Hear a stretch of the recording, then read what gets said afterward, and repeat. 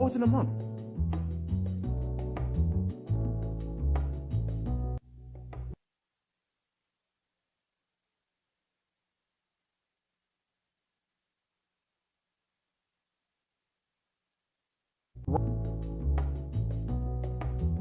Now, without further ado, lights, camera, action.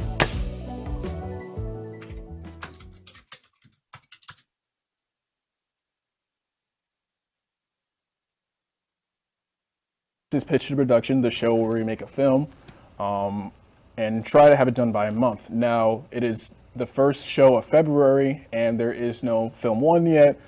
You know, I just been super busy, and I'm trying to figure everything out. But I have good news to report that we do have a film 2 in the works as of right now.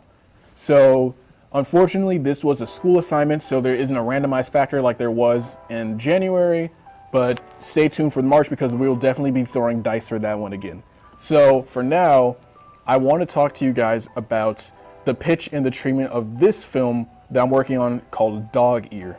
Now, Dog Ear is a romantic film. It was my first time, or it is my first time working with romance, so I'm a little excited to do it. And I want to show you guys how I like to write treatments, and maybe this is how you would like to do it too if you're interested in script writing and storyboard writing and stuff like that. So without further ado, let me show you what I have on screen here. So I'm going to trust that you guys can see the screen because I can't see what's going on. You know, it's a new thing for everything, time for everything, you know. So this film is called Dog Ear, and the reason I decided to call it Dog Ear was because it's a romance set in a library, and the main character bends the corners of the book instead of using a bookmark like you should do. So that's called dog earing because, you know, like a dog, some dogs have ears like this, right? So I decided to call it Dog Ear, and there's a thing that we use for like film and stuff like that to pitch to other directors or just people that might be interested in the process called logline, right? Or it's to basically get people interested because you don't want to, let's say, stop like a director in the middle of like, you know, like let's say an elevator or a street. It's literally called elevator pitch. You don't want to stop them there and then have to explain to them the story for like 30 minutes, right? They don't have that type of time, and you might not even have that type of time, right? So log lines are meant to get people interested, not just like people that are that you hope to help produce with you, but also the audience members themselves. Because if you have a synopsis that's like, you know, 6 pages long, then nobody's really gonna read that, right? So log lines, the one I have here is: a speechless librarian and a forgettable man try to connect without words. Will he hear her voice? Will she remember him? And the idea is to have a woman that can't speak, she is deaf, find love with a man that's trying to love her back in a way. It's a story about communication and different types of communication. And the reason why I decided to go with a deaf person was because the assignment, again, school project, the assignment was to have no dialogue or very little dialogue at all. It's all about the eyes. So I want to tell a story about the eyes and the face and the body movements and the settings and stuff like that, not just what comes out of the actors' mouths. Because a story can be told without dialogue. Obviously, Charlie Chaplin or whatever, right? So now, when I was working on the script, right? I've already done script and stuff like that. I'll talk about that next week. When I was working on the script and the characters, I knew I wanted to have a deaf person to justify why people are not speaking, but I didn't want to come off as I didn't know what I was talking about, because personally I've never had a deaf person close to me in like my family or anything like that, so I can't really take their experiences. But what I did do, which might also be helpful for understanding the setting of your world, is do a lot of research. And with that, I found out that deaf people don't necessarily hear nothing. They do hear a tiny bit, but it is very like watered down. There's different types of deafness too. I did not know that before going into this project. And I want to convey that as accurately as possible so that I don't end up tropey or cliched or anything like that, right? Obviously it's a romance, so it can kind of be subject to cliches, but I want to try to put a realistic spin on it if you couldn't tell already, I like telling the more realistic side of things. Not that I don't like fantasy, it's just that I want to explore different perspectives that I can physically see, right? So not without further ado, I already said that. But moving on, I want to move to the actual characters, right? So for me, I like to write realistic types of stories, but not everybody likes to do that, right? Some people love like writing fantasy, but a good thing you want to do is to have the character breakdowns. You have the characters break down so that you know how to work with them, because a character is much like a person, except it's just through your perspective and changed a bit. But they are a person if you want to make that realistic experience, right? So the three people that I'm going to have, or three characters I'm going to have in the story are Calliope, who is the deaf woman. She is going to be a librarian, and I decided to do, like she's a bit more reserved. But nonetheless, she is busy as a librarian. I decided to make her a bit more reserved because if she is deaf and she has a hard time communicating with people, there are very extroverted deaf people, don't get me wrong, but for this character, I wanted to have like a barrier between her, like a justifiable barrier. Like if she's trying to communicate with someone and they're not willing to communicate back, then how is she supposed to have a great experience with communicating with people, right? And what if that happened almost every time except for family and friends, right? What if that happened often? She would probably be a bit more reserved in showing, her side of things herself, right? So I wanted to explore that. And because of that, she can come off as a bit aloof, which means that she can come off as a bit standoffish or like in her own space. But in order to also justify why this is a romance, she's hopelessly romantic, because if I had like, oh, she's closed off to romance, it's just a bit harder to make it believable to the audience why the main character who is Juji, is,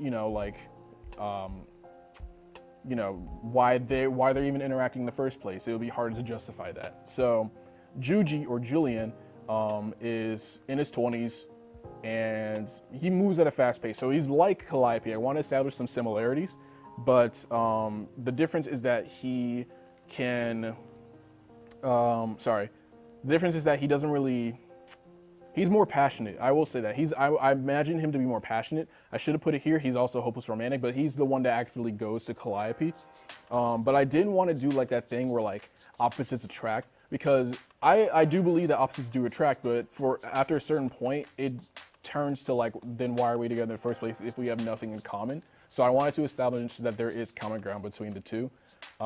He is the main character. Calliope is the main ally, or if you want to say deuteragonist, I say that too. They are deuteragonists, right? Because it's not just a story about Julian chasing after Calliope, it's them trying to meet each other, and you'll see that more in the treatment that I established.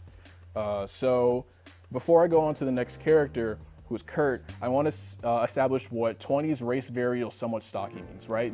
If you see next to the names, there's like parenthetical descriptions. So 20s, you want to establish the character's age so that when you're casting for actors, which I'm doing now, when you're casting for actors, you know who to look for, and they know who to look for when they're doing the role. Because if you say nothing, right? If you say nothing about what the character looks like, and let's say a person that looks nothing like what you envision comes in and does a slam job, right? Either you're going to have to, what's the word I'm looking for? Compromise? Yeah, you're going to have to compromise or settle with yourself, or the actor is going to do a slam job, know they did a slam job, and then when you say no, they're going to be like, well, that's what it is, or why? And then they might come back and say, oh, you didn't specify, this looks bad on your part, because it will look bad on your part, right? So 20s, race variable, and somewhat stocky. You want to do age, race, and body type. And the reason why I did race variable is because I don't have the resources to make like casting calls and have a ton of people want to be in my film. So I like to put race variable for now because it invites everybody. And this isn't a story where like it is very racially specified, because that is a thing. And I do write stories like that where it's like the black experience or like the Hispanic experience or the white experience, stuff like that, right? But I knew that this isn't a story that isn't bound by race or bound by class. It's just about two students who are in love and try to communicate with each other. So that's why I put race variable. Somewhat stocky, body type. So again, the actor knows what you're looking for and they can come in and audition for you, right? So now that that's out of the way, let's move on to Kurt. Now, Kurt's going to be the main, not antagonist, but he is the main obstacle. So Kurt is also another librarian like Calliope, and he looks a bit older, race variable, and he's imposingly big. So he serves as a physical or a visual obstacle to the audience. Like, oh, Juji would have to surpass this in order to get Calliope, right? And you also see that the obstacle kind of works against Calliope too, because Kurt is a very professional guy. So he's Kurt in judging, name him Kurt because Kurt, the word, right? Kurt in judging, imposing, and a no nonsense type of person. So if Calliope is wasting time trying to get with Juji, Kurt would probably try to stop her and say, look, we're on salary here. We need to finish this by whatever, right? So those are my three characters. And now that I have that out of the way, I guess I can go a little bit to why I named the characters. Just a tiny little thing. Juji apparently means like heap of love in a different language. I thought that was fitting and it's memorable, the name Juji. Calliope apparently in Greek means beautiful voice. I thought that was a bit ironic because she is deaf, but the goal of the story is to establish that even though you're deaf, you still have you still have a voice, and Juji hears that voice at the end. So beautiful voice. And Kurt, the most obvious one because he's Kurt. He is not crass, but he is very like, again, as I said before, no nonsense, right? He'll tell it like it is. And then I put in extra because there's there's extras in there. So next up, I'm going to show you the synopsis of the story. So I'm not going to read all three paragraphs, but what I basically wrote was that Juji has a bad habit of folding pages in school books. So this is established as a character trait. And then Calliope, he gives the book to Calliope, or he tries to communicate with Calliope, a lonely librarian who can't speak. So they are repeatedly stopped by various challenges, aka Kurt, or maybe there's just a difference in schedule. And I established that during different scenes, which I'll talk about more in the scripting phase, which is next week, right? They're stopped by Kurt, and they aren't able to properly communicate with each other. So Juji goes to Calliope after a couple days and sees that Kurt actually is signing to her, right? So I want to say that like Calliope obviously is deaf, right? But she needs to be able to communicate with somebody. And in a library, you might think it's like slow paced, but it's actually kind of quick because people need books now. It's quicker than you think it is, right? So sure, she can write to Kurt, but it'd be faster for him to sign. So he picked up signing maybe a long time ago. I don't have to establish that, but that's how they communicate. And Juji sees that Calliope communicates with Kurt via ASL. So he decides to learn it. Through like online and stuff like that. And he can't really pick it up. So he tries to communicate with Calliope, hoping that what he learned would work, and it doesn't. And that's how I established like the main conflict of the story. It's wanting to communicate but not having the same language to communicate. And they do write to each other, and I do establish that they do write to each other, if that's what you're asking. But the reason why it doesn't really work is because, again, they are so busy that they can't pass notes to each other, but it's quicker to sign. You know what I mean? So Juji tries to communicate with Calliope, doesn't really work out, and Juji leaves. Calliope stays, and Calliope thinks that it's just like another interaction where, oh, the person doesn't really want to communicate with me because they found that it's hard to, right? She's used to people not wanting to go out of their way and do hard things to help communicate with her. So she's, that's why she's so standoffish. And the last line I leave off in the synopsis is trying to grow closer together. They only grow farther and farther apart because they are really trying to connect. But the more that they try to connect, the more they realize that, there isn't a way to until Juji learns how to do ASL. So now that we have the synopsis out of the way, I guess the reason why I didn't have like the ending of the synopsis shows the full story, but the reason I didn't is because you guys are watching this and I want to, hold some suspense for you, right? So I'm going to next show you the, I'll skip that paragraph. Don't pause it. But I'll show you the scene list now, but I want to do that after commercial break because it is a lot. And I'm not even going to show you everything, but it's good to know, or good to know how to do a scene list so that you can dissect it into storyboarding later. And it's cool to see if you're interested in seeing the creative process, right? So until after break, I'll see you in a bit. Welcome to AMP2 TV, the first and only internet production company that's truly plugged in. When you're looking for a full-service internet radio, TV production company, discover AMP2 TV. AMP2 TV is a full-service media company that can provide all streaming videos, video studios, radio studios, and television studios. Call us today at 866-224-5422, for no business is too small to grow to be accounted. It's time for your message to be seen. Let AMP2 TV help get you there. Love the Brooklyn Cafe? Don't miss out on some of the latest merch we have available. Need a new shirt? The Brooklyn Cafe has you covered. We have a variety of shirts in all sizes, ranging from the classic cafe shirt to the highly coveted colorful hot dog shirt. Need something for cold weather? Why not grab one of our cafe hoodies? Or you can snuggle up with one of our soft silk touch fabric blankets. The Brooklyn Cafe has everything you need, from clothing about the show to our signature coffee blends and mugs. Get it while supplies last.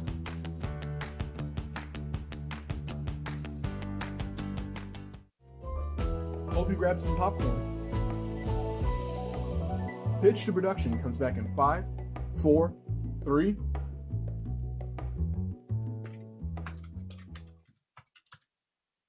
Hey, did you miss me? Okay, so welcome back to Pitch2Production, and now we're going to be talking about the scene list.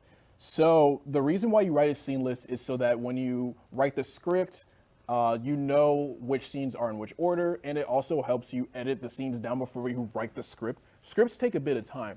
Surprisingly, even though it looks like it doesn't look like a novel, they do take a bit of time so that you understand the organic flow of the scene, and if there's dialogue, the organic flow of the conversation, right? So it does take a bit of editing back and forth. So scenes can help you with that. And after you finish the script, you will work on like storyboarding and shot lists and stuff like that. That'll be more on the production side, so stay tuned for the rest of the episodes in February. But scene lists, now for this story, I wanted to show Juji first and the character trait. So I wanted to go straight to Juji dropping off a book with obvious dog ears in the corners, right?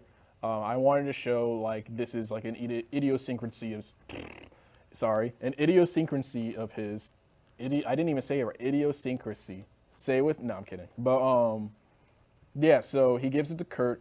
Kurt takes the book and hands it to Calliope. So we already have the triangle of characters in the first like couple shots already, and she starts to unfold the pages. So if you remember in the log line, the obstacle was that Calliope is speechless, but it's also that Juji is forgettable. And that's why I put Juji notices Calliope. Calliope groans, but she doesn't notice him. And Juji stares for a bit too long, and Kurt makes him leave, establishing there's a conflict between Juji and Kurt.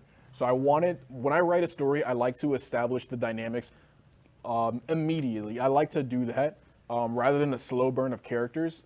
I can see why people would do that to, like if there's like, let's say a conflict and there's a character and everything goes well, and then they show that there's another character that underlines or cuts them. So there's clearly a difference in dynamic of scene. But for this story, I wanted to show all of them, right? So we have established our characters, our conflict, and our dynamics. So now I have title card and pose. That's just a stylistic choice. I want to do that.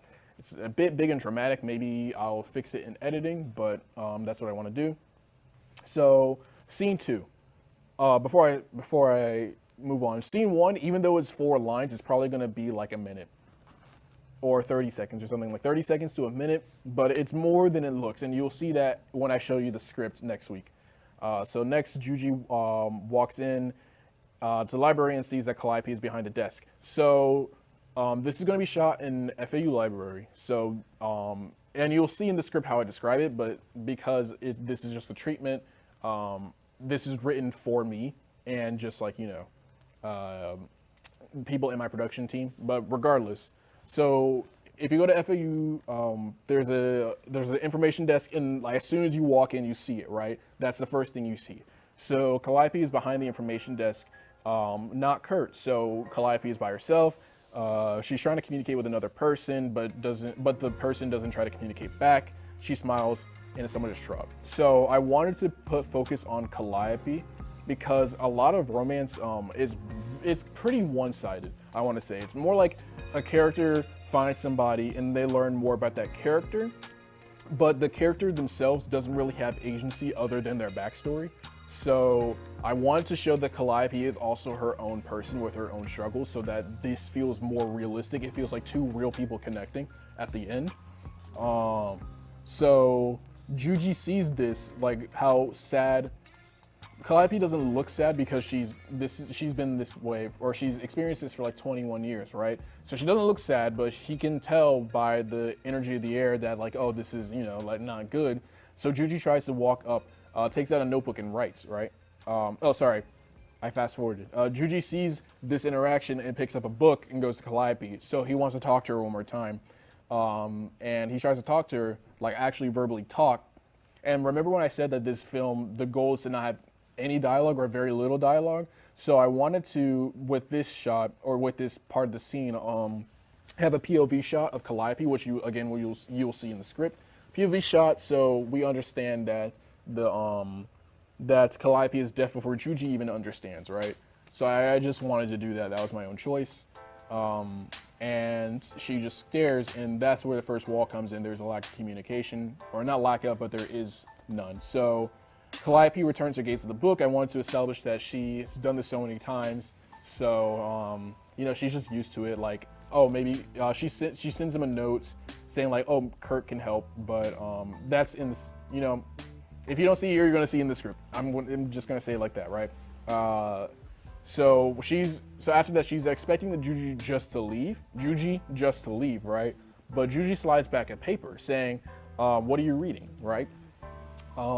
And I feel like that's like an organic way to open up a conversation. Like, what are you reading? Oh, I'm reading this. So they write together. They write back and forth, and they're getting into it. And this is when it starts, like, like the feelings are starting to come up. Like, not love. This isn't really a story about like, oh, they love each other or getting married, but it's about communication and finding a likeliness in that. So yeah, like they pass notes back and forth, and they hit it off. Kurt gets Calliope to do something else because, again, they are librarians, so gets them to do something else, and that establishes an obstacle to Kurt. Kurt is a professional, so that's the second wall. Some days later, Juji sees Calliope moving through the library. So this is just interaction between Juji and Calliope, but they don't actually communicate because Calliope is so busy. She's zipping around the aisles carrying books, and Juji tries to stop her, talk to her, communicate with her, but he doesn't reach her. He bumps into Kurt, right? Classic fall down, pages everywhere. And they, like, this is a scene with Juji and Kurt. I didn't just want to have Kurt be like an obstacle. He is an obstacle. That's his function, but he's also a person too. So I wanted to have some scenes with just Juji and Kurt and just Calliope and Kurt, so we have a full triangle, right? So yeah, so they interact. It's clear antagonistic interaction because Juji tries to help him up. Kurt's like dismissive of him, but Kurt notices that he's interested in Calliope at this point. It's very early on where somebody's like, oh, I see that you have feelings and this is a known thing. Like Juji and Calliope, at this point, they're just like acquaintances to friends, not even to like romance options yet, right? So now we see Juji looking for a book, scanning different aisles, and they see Kurt again. So we already established that there's like a bit of a contention between Kurt and Juji, and it's a bit of a surprise, but Kurt helps him out a bit. Now why, if this is like a more realistic side, why would you think that Kurt helps him out? It's because he also cares about his coworker Calliope, not in like a romantic way, but he sees that he was there when Juji was trying to to communicate with her. He was there. So he sees that he's earnestly trying to talk to her. So he helps he helps Juji just this once with an ASL book. And that establishes that Kurt is multidimensional, not just like you will not talk to Calliope, right? So now we have Juji reads the book for a couple days, and he dog ears the pages. Again, I wanted to mark that idiosyncrasy.